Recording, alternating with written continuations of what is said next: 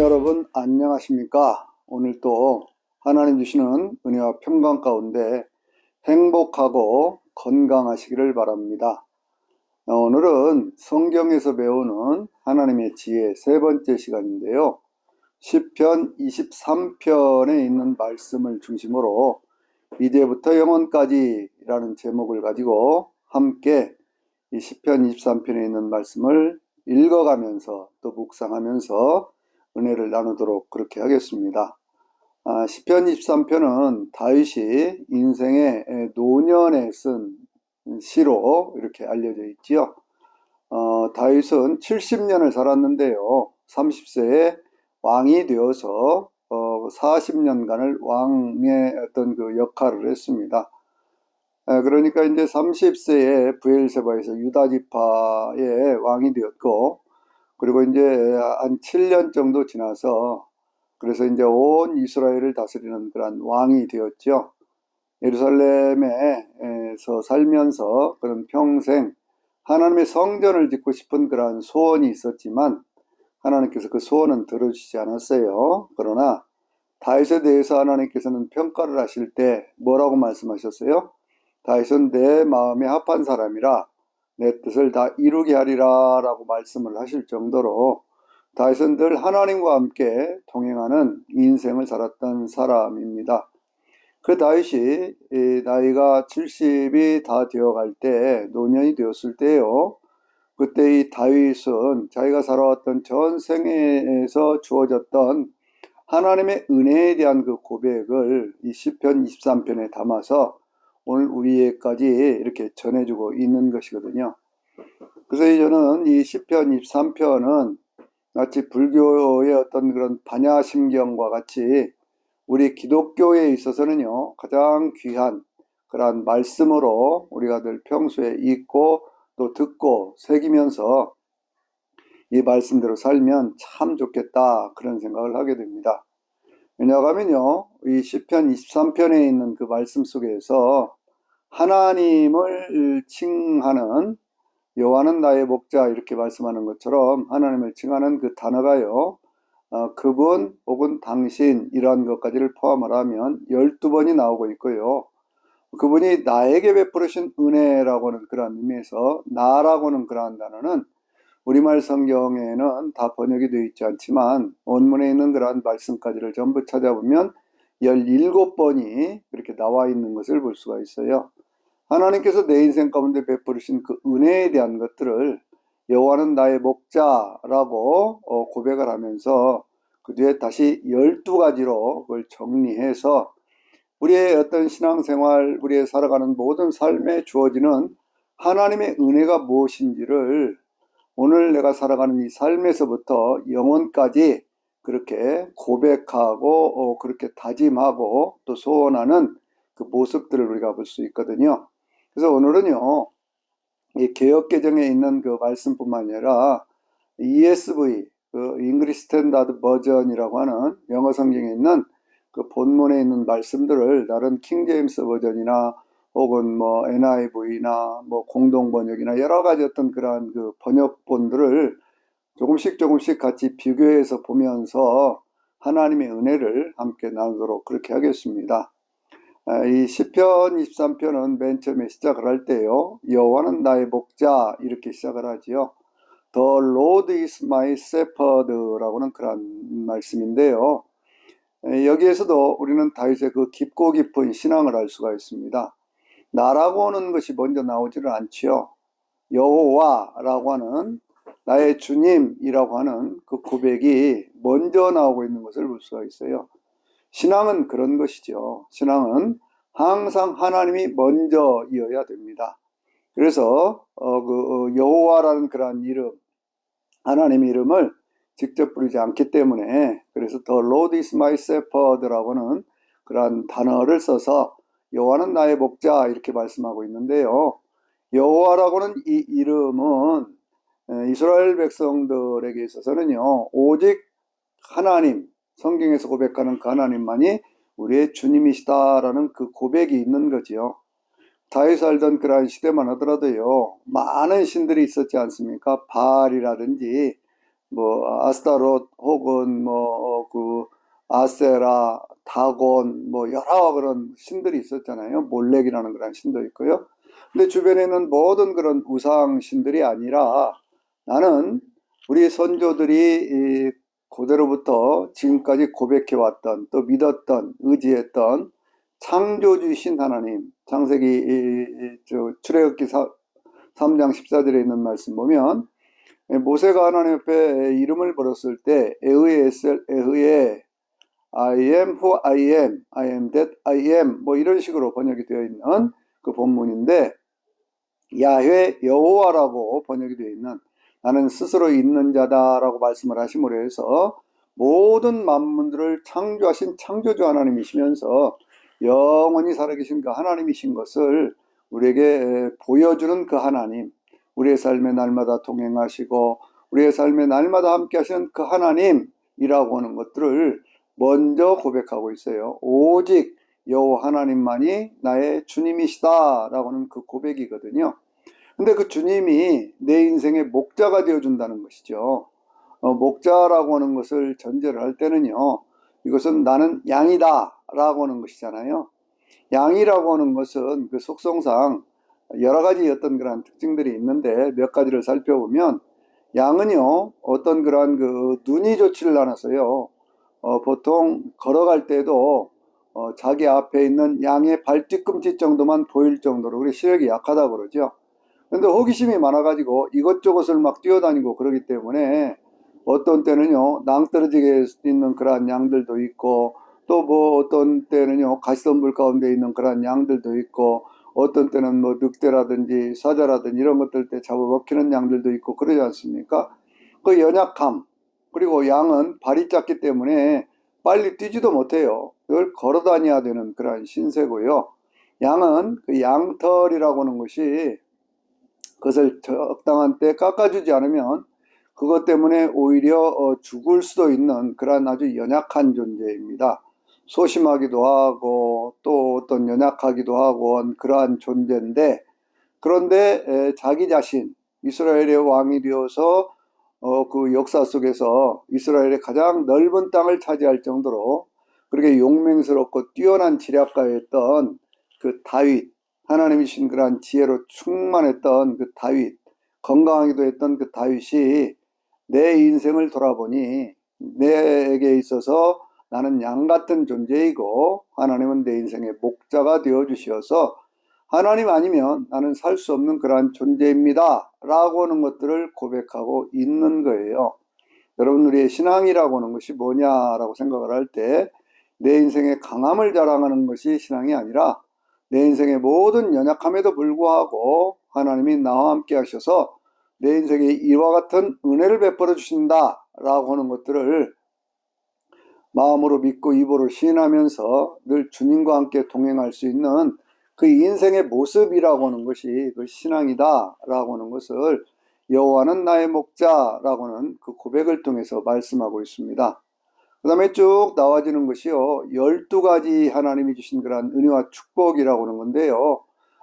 첫째가 뭐냐 그러면 여호와는 나의 목자시니 내게 부족함이 없으리로다 라는 그런 말씀이죠. I shall not want라고 하는 그런 단어를 쓰고 있는데요. want라고 하는 것은 우리가 뭔가 원한다 그런 뜻도 있지만 또 다른 말로는요, 뭔가 궁핍하다, 결핍되어 있다 그런 뜻이 있거든요. 궁핍되어 있다, 결핍하다라고 하는 것을 lack anything 이렇게도 번역을 하고요. 그렇게 하거든요. 그런데 이제 그 어떤 것들이 결핍되어 있다, 뭔가 부족하다, 왜? 하나님이 내 인생의 목자가 아니면 그런 뜻이거든요. 그러니까 인생이라고 하는 것을 살아가면서 다윗은 늘 고백하는 것이 하나님이 내 인생의 목자가 아니었으면 나는 늘 인생 가운데 뭔가 부족하고 뭔가 결핍되고 뭔가 어떤 그런 여러 가지 어떤 연약한 것 속에서 그렇게 살아갈 수밖에 없는 그러한 인생이었는데 하나님이 내 인생의 목자가 되어주셨기 때문에 나는 내 인생 가운데 살아오는 모든 날뿐만 아니라 앞으로 살아가는 모든 날들 중에도 나는 부족한 것이 없을 것입니다 라고 하는 ICR이라고 하는 것은 아주 강한 그런 긍정을 얘기하고 있는 것이거든요. 그러니까 내 인생 가운데 어떤 부족함이 없는 그 인생으로 하나님은 나를 이끌어 가십니다 라는 그 고백이 가장 먼저 나오고 있습니다. 두 번째로 주어지는 그 축복이 뭘까요? 그가 나를 푸른 초장에 누이시며 라고는 그 말씀이잖아요. He makes me lie down in the green prophecy라고 하는 그러한 단어거든요. 그런데 이제 그러한 말씀이 무슨 뜻을 가지고 있느냐 그러면 그 하나님이 나를 이렇게 만들어 주신다는 거예요. 그러니까 내가 스스로 만드는 게 아닙니다. 내가 스스로 어떤 뭐 푸른 초장을 만들겠습니까? 양이 그 어떤 그곳에 가서 그 자기 마음대로 누울 수가 있겠습니까? 자기 앞가림도 제대로 못 하는데요. 근데 그분이 푸른 초장이라고 얘기를 할 때 이 초장을 얘기하고 있는 그 단어는요, 프로파시라고 하는 그러한 단어는 그냥 그것이 어떤 그러한 하나의 어떤 그러한 상태를 얘기를 할 때 어떤 초장, 목장, 뭐 이런 것들을 함께 얘기를 하고 있는 것이거든요. 그러니까 이제 어떤 그러한 그 목장이라고 하는 것도 생각해 보면 그것이 목장이 다 구역이 나눠져 있잖아요.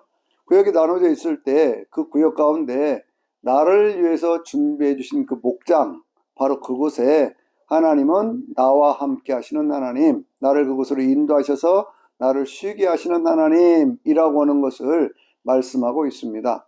푸른 초장을 어떻게 양이 혼자서 찾아가겠습니까? 찾아갈 수가 없는 것이거든요. 근데 하나님께서는요, 그 푸른 초장도 이미 만들어 놓으시고 내 인생의 가장 좋은 곳 그 자리에서 그렇게 쉴 수 있도록 하나님은 나에게 은혜를 베풀어 주시고 나를 그렇게 만들어 주신다라고 하는 거예요. 내 인생을 만들어 가시는 분이 누굴까요? 그것은 바로 하나님이라고 하는 그 고백, 그것이 이 두 번째 고백이고요. 세 번째 고백은 뭐냐면 그가 나를 쉴만한 물가, 잔잔한 물가로 인도하신다라고 하는 거거든요. He leads me beside still waters라고 하는 그러한 단어인데요. 그러한 말인데요. 이것은 어떤 뜻을 가지고 있느냐 그러면 이 still이라고 하는 것은 그것은 아주 고요하고 잔잔한 waters라고 하는 것은 그것은 어떤 많은 어떤 샘이 있는 곳이라든지 아니면 물이 있는 그러한 곳인데 그 물가로 나를 인도하신다는 거예요. 그러니까 여러분 한번 생각을 해보십시오. 이 양이라고 하는 그러한 존재는 뭐 눈도 나쁘죠, 다리도 짧죠, 몸에는 털이 많죠. 그러니까 물속에 빠져버리면요, 그것은 생사가 위태로운 존재거든요.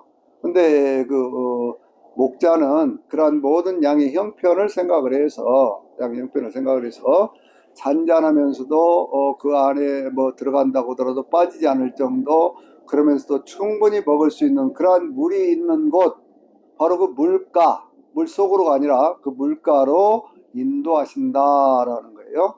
그러니까 이 말씀들을 이렇게 쭉 보면 하나님 내 인생 가운데 부족함이 없게 하시고 내 인생을 어떤 그 푸른 초장이 있는 곳에서 쉴 수 있도록 누이실 뿐만 아니라 내 인생에 가장 필요한 것들이 뭔가를 알고 그곳으로 인도해 가신다라고 하는 것들을 쭉 말씀하고 있는 겁니다. 여러분 이 말씀까지만 보더라도요, 하나님이 우리 인생 가운데 베풀어 주는 그러한 은혜가 얼마나 큰 것인가 라고 하는 것들을 우리가 알 수가 있지요. 그 다음에 있는 그러한 네 번째 주어지는 그러한 은혜는 뭐냐 그러면 그가 내 영혼을 소생시키시며 라고 하는 거거든요. He restores my soul, 그렇게 성경이, 영어 성경이 그 얘기를 하고 있는데 ESV는 그렇게 얘기를 하고 있거든요. 근데 이제 그 말씀도 우리가 참 생각을 해보면 기가 막힌 것은 뭐냐면 리스토어라고 하는 거라는 단어는요, 예를 들면 이런 겁니다. 어떤 그런 그 가게 같은 것, 상점 같은 것들이 있는데 그것이 텅텅 비어 있다고 생각을 한번 해보십시오. 그러면 거기에 무슨 뭐 활기가 있겠습니까? 뭐가 있겠습니까? 그런데 그것이 다시 꽉꽉 채워져서요, 뭔가 풍성하고 넉넉한 그런 느낌을 주는 것, 바로 그런 것들인데 그것을 다른 영어 성경에서는 리프레시라고 하는 그러한 단어를 쓰고 있어요. 이 리프레시라고 하는 그러한 단어는요, 그것은 다시 생기로 충만하게 한다, 그런 뜻이에요.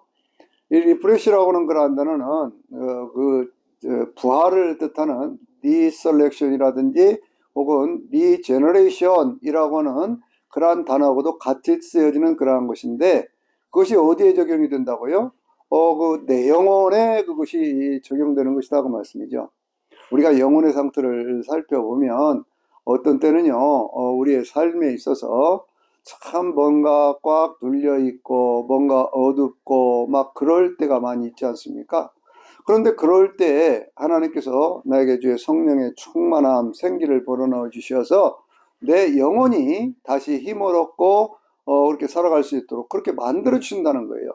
보십시오. 우리의 일상적인 모든 삶의 문제, 육신적인 삶의 환경, 이것들을 하나님이 쭉 살펴서 가장 합당한 것으로 이렇게 축복해 주시면 자연히 내 영혼도 살아나지 않겠습니까?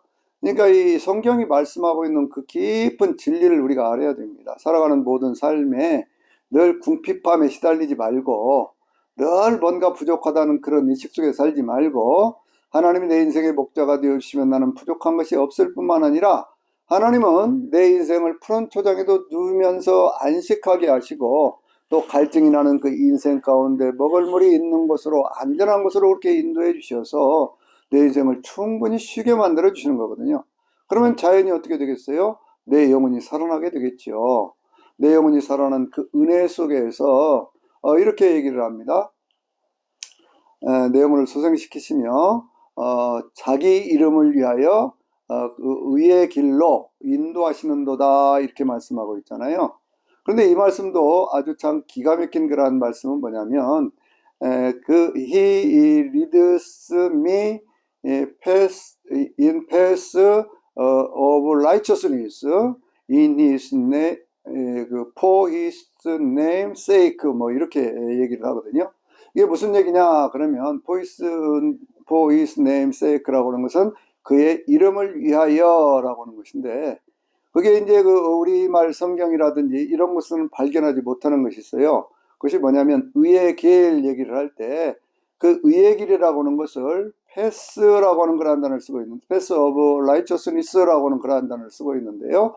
그것은 뭐냐면 길이 하나가 아니라는 거예요. 복수로 얘기를 하고 있습니다. 왜 그럴까요? 그것은 하나님의 이름에 관계되어 있는 수없이 많은 은혜의 상황들이 우리 가운데 있기 때문에 그런 것입니다. 그래서 하나님은요, 늘 우리를 좀 더 그걸 직역을 한다면 의로운 길들로 하나님이 보실 때 가장 좋은 길들로 우리의 삶을 그분의 이름의 명예를 걸고 인도해 주신다 그런 얘기예요.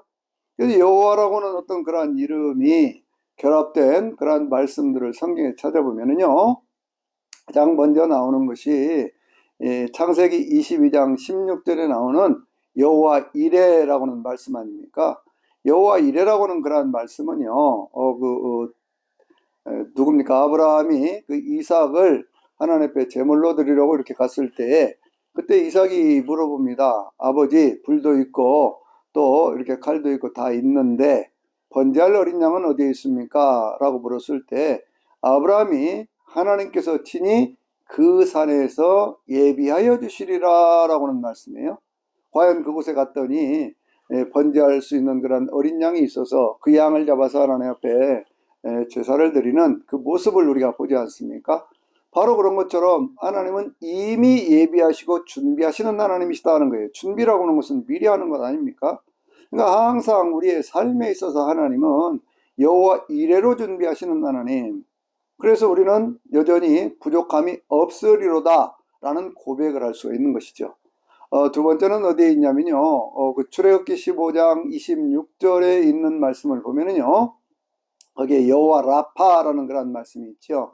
하나님께서 하나님의 말씀과 규례와 율례를 쫓아 사는 하나님의 백성들에게는요. 애굽 땅에 내렸던 모든 질병이 하나도 내가 내리지 않겠다라고 말씀을 하시면서 나는 너희를 치료하는 여호와라 이렇게 말씀하시거든요. 하나님 우리 인생에 있는 모든 것들을 치료하시는 하나님이셔요. 하나님은 우리 인생을 치료해 가시는 그 은혜가 저나 여러분에게 있게 되시기를 바랍니다. 마음속에 있는 어떤 슬픔과 고통, 염려, 걱정 이 모든 것들을 다 벗어나고 인생 가운데 있는 모든 질병들을 다 벗어버리고 건강한 모습으로 살 수 있도록 하나님이 늘 나는 너를 치료하는 여호와라 말씀하셨잖아요. 하나님의 이름을 경외하는 너에게는 내가 치료하는 광선을 바라리라 이렇게 말씀하셨잖아요. 예수님께서는 모든 병든 것과 모든 약한 것을 고치셨다라고 말씀하시잖아요. 그러므로 하나님의 이름의 명예를 걸고 주님이 약속하신 것이기 때문에 우리 인생에도요, 항상 의의 길로 인도하시는 바로 그 치료의 은혜가 있게 되시기를 바랍니다. 세 번째는 어디에 있느냐 그러면요, 출애굽기 17장 11절에 이스라엘 백성들이 출애굽을 해서 가나안 땅으로 가는 길에 아말렉 사람들이 나와서 전쟁을 하지요. 여호수아는 싸우고 모세는 손을 들고 산에 올라서 기도를 하는데 아론과 홀이 그 손을 받쳐줬지 않습니까? 그럴 때 그 전쟁에서 승리를 했어요. 그래서 그 장소를 가리켜서 그때 역사하셨던 하나님을 가리켜서 우리는 여호와 니시 이렇게 고백을 하거든요. 승리케 하시는 하나님, 이기게 하시는 하나님. 인생은 전쟁터입니다. 인생은 평화로운 것이 아니에요. 인생은 날마다의 싸움이에요. 그 싸움, 영적인 싸움, 육신적인 어떤 그런 싸움 속에서 항상 하나님의 이름을 힘입어서 승리할 수 있는 저나 여러분이 되시기를 바랍니다. 또 하나는 어디에 있을까요? 그것은 사사기 6장 24절에 있는 그런 말씀을 보면은요, 그게 기드온이 하나님을 만나는 장면이 있죠. 위대한 군대라든 이런 사람들이 두려워서 한밤중에 나와서 타작을 하고 있는 그 기드온에게 하나님의 사자가 나타났습니다. 하나님의 사자를 보고 여러 가지 어떤 그런 마음속에 두려움이 있을 때 하나님께서 그곳에서 그 기드온을 안심시키고 큰 용사여 라고 말씀하시면서 그를 통해서 새 역사를 이루어갈 것을 말씀을 하셨어요. 그때 기드온이 하나님 앞에 제단을 쌓으면서 고백했던 유명한 말씀이 바로 여호와 샬롬, 평안을 주시는 하나님, 평화를 이루게 하시는 하나님, 우리 인생의 모든 어떤 그러한 고난, 억압, 이 모든 것들을 이기게 하시고 참다운 평화를 주시는 하나님, 이런 고백을 하거든요. 또 있습니다. 그런 말씀이 어디에 있냐면요, 에스겔서 맨 마지막 절이죠. 48장 35절에 있는 말씀 보면 에스겔이 하나님의 성이 이렇게 세워지는 성전에서 이제 그 생수가 터지는 모습을 47장에 보고 48장에서 하나님의 도성이 세워지는 그러한 모습을 보면서 그때 여호와 샴마 이렇게 고백을 하지요. 여호와 샴마라고 하는 것이 뭘까요? 그것은 하나님이 바로 그곳에 함께 계신다라고 하는 그런 뜻이거든요. 하나님이 함께 계신다. 오늘 시편 이 23편은요. 우리에게 가르쳐주는 이름이 있죠. 그것은 여호와 로이라고 하는 거예요.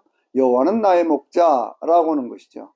그러니까 이런 많은 어떤 그런 말씀들을 통해서 우리가 알 수 있는 것은 하나님은 항상 우리와 함께 하시는 임마누엘의 하나님이신데, 임마누엘의 하나님, 항상 우리와 함께 하시는 그 하나님은 다양한 상황, 다양한 어떤 그런 일들 속에서 그때 우리의 인생 가운데 뭔가 필요한 것이 있으면 준비도 시켜주시고 병들고 아프면 고쳐도 주시고 또 어떤 상황에서 그 뭔가 승리가 필요할 때는 승리하게 하시고 또 우리에게 평화가 필요할 때는 평화도 주시면서 우리의 삶의 어떤 그러한 그 하나님이 늘 함께 계신다는 그러한 증거를 여호와 로이 되시는 하나님으로 또 임마누엘 되시는 하나님으로 그렇게 우리에게 만나 주신다는 것을 이 패스라고 하는 PATHS예요. 그와 같은 단어를 통해서 우리에게 보여주고 계시는 거예요. 참 신비로운 그런 말씀이 성경에는 담겨져 있기 때문에 저나 여러분이 어떤 상황, 어떤 일이 있다고 할지라도 그 속에서 날마다 하나님을 의지하면서 그렇게 승리할 수 있는 저나 여러분이 되시기를 바랍니다. 그 다음에 여섯 번째 있는 말씀이 뭐냐면요. 비록 내가 사망의 음침한 골짜기로 다닐지라도 해를 두려워하지 않을 것은 주께서 나와 함께 하심이라 라고 하는 그 말씀이거든요. 내가 사망의 음침한 골짜기로 다닐지라도 인데 even though 그럴지라도 그런 얘기죠. 내가 어떤 상황 속에서 이런 상황 속에 있을지라도 어떤 상황이요? I walk through the valley of the shadow of the shadow of death 이렇게 돼 있어요. 앞에가. 그러니까 그건 무슨 말씀이냐 그러면 사망의 그늘 가운데 그런 얘기거든요. 그런데 이 그늘이라고 하는 그 단어를요 어떻게도 표현을 하냐면 다크이스트라고도 표현을 합니다. 가장 어두운 상황, 죽음의 가장 어두운 상황, 그렇게 얘기를 하고 있는 거예요. 그런데 그 어두운 상황이 어떤 상황이냐 그러면 그 밸리라고 얘기를 하잖아요. 계곡, 골짜기로 이렇게 쭉 들어가는 겁니다. 근데 이건 상황은 어떤 상황이냐면 양쪽에 어떤 그 쭉 계곡이 있는데 그 계곡이 양쪽에 있으니까 어둠이 들어찰 것 아닙니까? 그 어둠이 들어차고 그 가운데 그늘이 지고 그런데 양떼는요, 이게 그 자리를 어떻게 가야 돼요? 워크스로우라고 그랬습니다. 걸어서 그거를 통과해야 되는 거예요. 여러분 인생의 어떤 죽음의 상황, 어떤 고통의 상황, 아픔의 상황, 그런 것들이 찾아오면 그냥 달려서라도 넘어가든지 아니면 날아서 넘어가든지 그러면 얼마나 좋겠습니까? 양떼는 그럴 수가 없다니까요. 양은 그럴 수가 없어요. 앞에도 잘 보이지도 않고 캄캄하고 어두운데 그것을 달려갈 수가 있겠습니까? 날아갈 수가 있겠습니까? 그냥 워크스로 해야 돼요. 걸어서 통과를 해야 돼요. 그런 상황 속에 있다 그 말씀입니다. 여러분 인생이라고 하는 것이 우리가 늘 하는 얘기 있잖아요. 인생길 험하고 마음 지쳐, 우리가 잘 부르는 거란 찬양 가운데도 그런 거 있잖아요. 인생길 험하고 마음 지쳐 살아갈 용기를 잃었을 때 그 자리에 앉아 울지만 말고 예수님 품으로 나아오시오. 저는 이 찬양을 참 좋아하는데요. 우리의 어떤 그러한 삶에 있어서 뭐라고 말할 수 없는 정말 죽음이라고 하는 것이 그늘을 지우고 캄캄하게 사방천지가 다 어두운 것 같은 그러한 속에서 그럼에도 불구하고 그 속을 걸어갈 수밖에 없는 것이 인생이다. 그걸 지금 전제하고 있는 겁니다. 그러니 참 이게 얼마나 기가 막힌 얘기입니까? 여러분 인생을 살아가다 보면요, 인생은 달려가서도 해결 안 되고요, 날아갈 수도 없는 그런 상황이 너무나 많아요. 그냥 묵묵히 그 고난의 상황, 고통의 상황을 걸어갈 수밖에 없는, 워크스루 할 수밖에 없는 그것이 우리의 인생이라고 하는 거예요. 그럼에도 불구하고 내가 그와 같은 사망의 음침한 골짜기를 걸어서 넘어갈 수밖에 없는 그러한 상황이라고 할지라도, 그 속에 있다고 할지라도 해를 두려워하지 않을 것은 I shall no fear evil, 그렇게 얘기를 하거든요. 그건 뭐냐면 사단의 역사, 거기에 대한 두려움을 나는 갖지 않는다, 그런 얘기예요. 여러분 이게 가능한 일입니까? 그러한 어둠 속에 있는데, 그러한 고통 속에 있는데, 그러한 그 뭐라고 말할 수 없는, 자기 힘으로 그냥 앞으로 가지 않으면 어떻게 벗어날 수 없는, 양들을 몰아넣을 때요, 어떤 그러한 늑대라든지 사자라든지 곰이라든지 이런 것들이 양들을 늑탈하기 시작할 때 그때 반드시 그런 쪽으로 몰고 간다고 하는 거거든요. 왜냐하면 피할 길이 없으니까요. 양쪽은 골짜기고 가운데에 있는 그 길 협곡인데 그곳에서 어디로 도망을 가겠습니까? 그런데 나는 두려워하지 않는다는 거예요. 그 사단의 역사, 악의 역사, 그런 것들을 두려워하지 않는다 그거예요. 왜냐하면 for you are with me, 임마누엘이죠. 당신이 나와 함께 계시기 때문입니다. 하나님이 나와 함께 계시기 때문입니다. 하나님은 나와 동행하시는 그런 하나님이시고, 하나님은 나를 지키시는 하나님이시고, 하나님은 나를 보호하시는 하나님이시고, 그렇기 때문에 임마누엘의 하나님을 믿고 나는 두려워하지 않겠습니다 라고 고백하고 있는 것이죠. 그런 고백 속에서요, 그것을 딱 벗어나고 나면 그 다음에 새로운 세상이 열리는 것, 바로 그것을 그 다음에 있는 7번째부터 보여주는데, 그것이 뭐냐면 주께서 내 원수의 목전에서 내게 상을 차려주시고 라는 것이죠.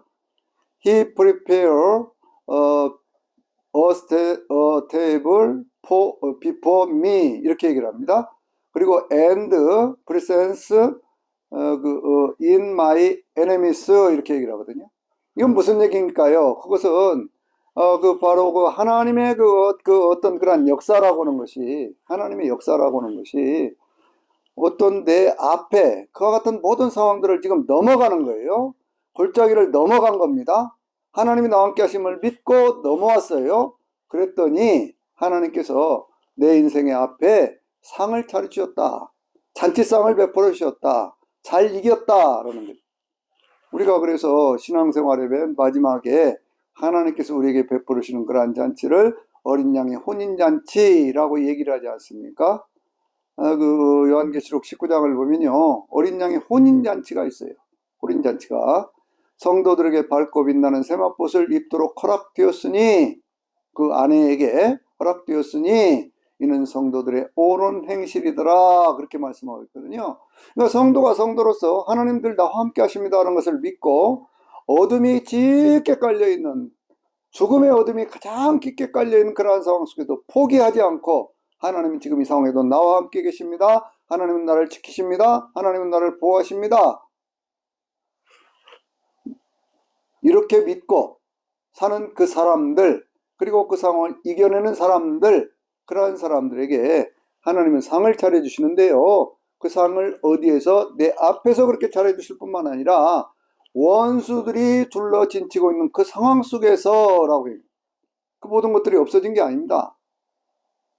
그 원수들이 있는 바로 그 앞에서, 원수도 하나가 아니에요. 수없이 많은 원수들이 둘러싸고 있는 그 상황 속에서 하나님 내게 상을 차려주시고, 내 머리에 기름을 부으셨으니 라고 얘기를 하고 있거든요.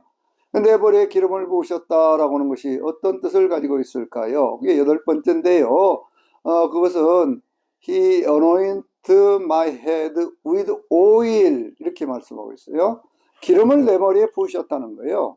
그러니까 이 기름을 붓는 그 모습이 다윗의 인생에는 평생에 3번 있었습니다.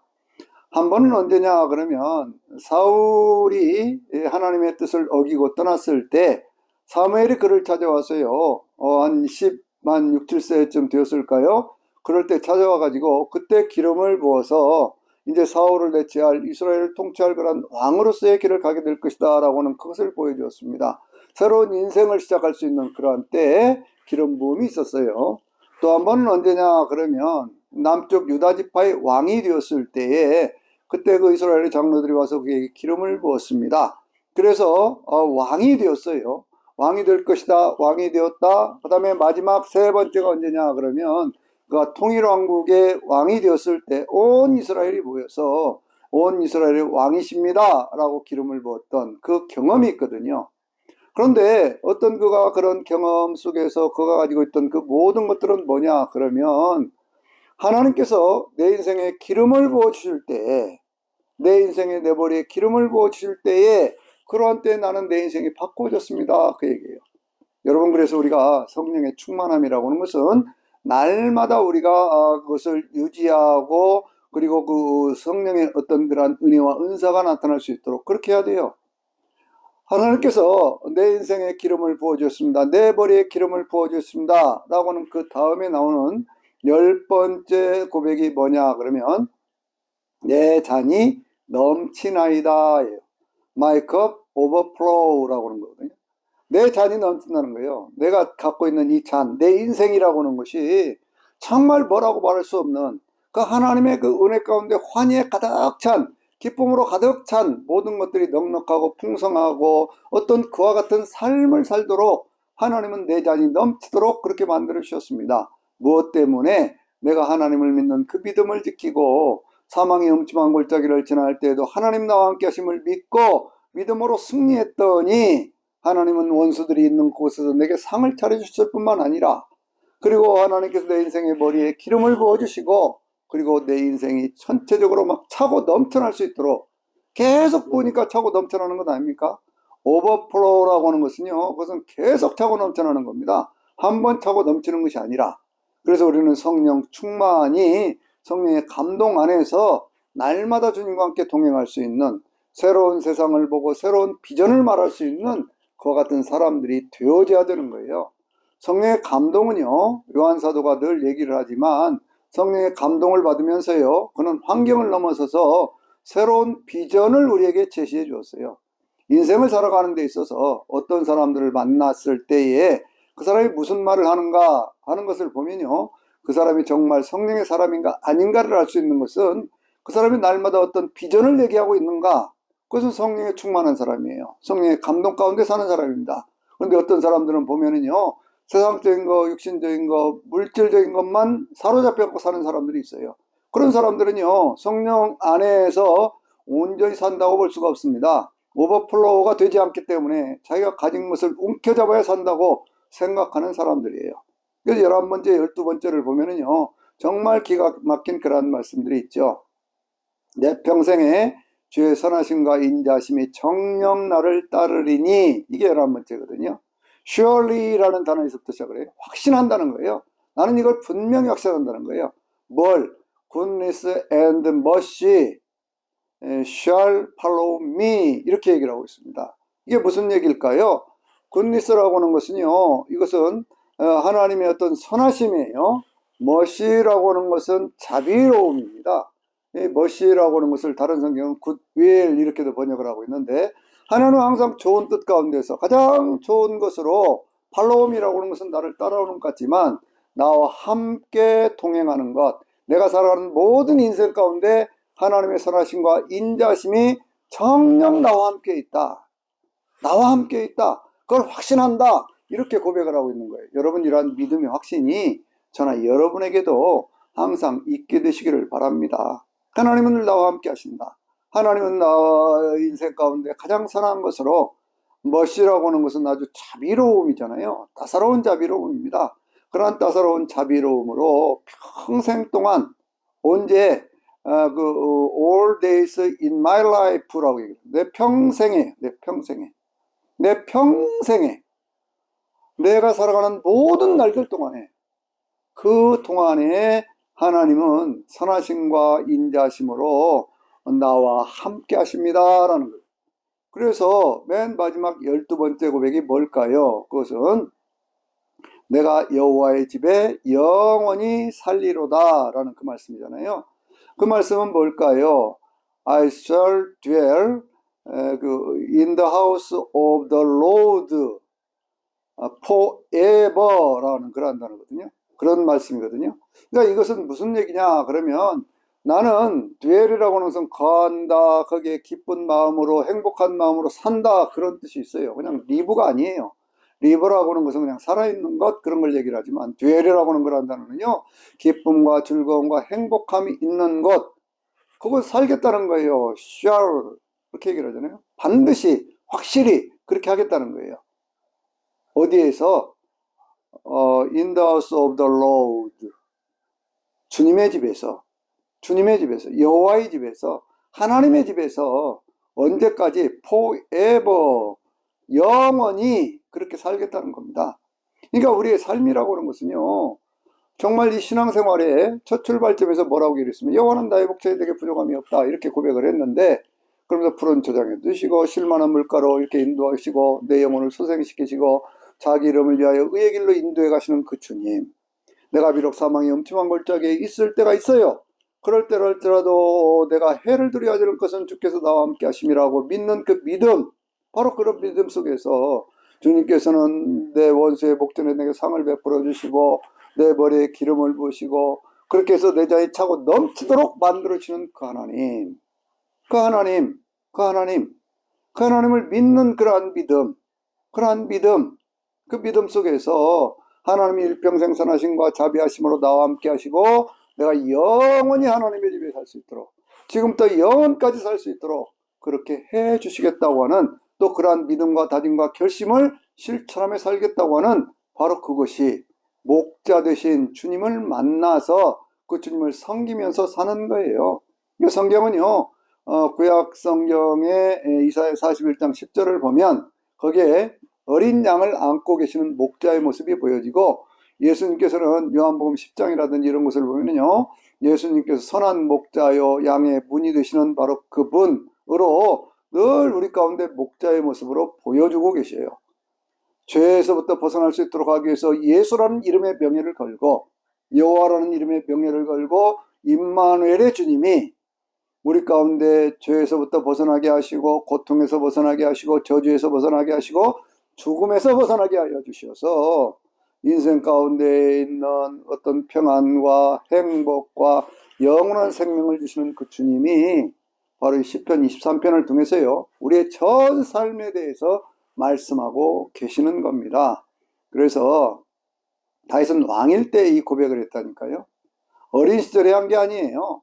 자기의 인생의 모든 것들을 다 가지고 있다고 생각되는 그 순간에 자기 자신의 삶을 가장 낮춰서, 나는 어리석고 보잘것없는 양인데 주님이 내 인생의 목자가 되어주셔서 내가 하나님을 평생 믿고 살았더니 하나님께서 내 인생을 이렇게 이끌어주시고 이끌어주셔서 저는 이 말씀을 읽을 때요 가장 가슴이 찡했던 것이 어떤 거냐 그러면 내가 사망의 음침한 골짜기 가운데로 지날지라도 라는 그 말씀, 그거를 나는 걸어간다는 거죠. 인생길은 걸어갈 수밖에 없는 것인데 그 말씀이요 제 가슴, 사망의 음침한 골짜기, The darkness of death, 죽음의 가장 어두운 그 가운데를 걸어갈 수밖에 없는, walk through 할 수밖에 없는 그러한 때에도 주님은 나와 함께 하시고 나를 지키셔서 이렇게 이끌어 가신다는 그 은혜 속에서 저와 여러분이 하나님 나라에 갈 때까지 영원히 주의 이름으로 승리하면서 함께 천국에 들어갈 수 있는 저나 여러분이 되시기를 바랍니다. 이 말씀은요 특별히 더 로드에서부터 시작을 했어요. 더 로드 forever로 끝나고 있어요. 처음도 주님, 끝들에도 주님이고 그 주님이 영원하시다고는 그러한 고백이거든요. 그래서 이 말씀 속에 주어져 있는 12번씩이나 그렇게 주님이 말씀을 하시고 17번씩이나 내 인생에 주어진 상황 속에서 말씀하시면서 12번의 축복으로 나를 살려주시는 그 주님을 영원히 찬양하면서 주님의 이름으로 승리하는 오늘 저와 여러분이 되시기를 주의 이름으로 축원합니다. 아멘.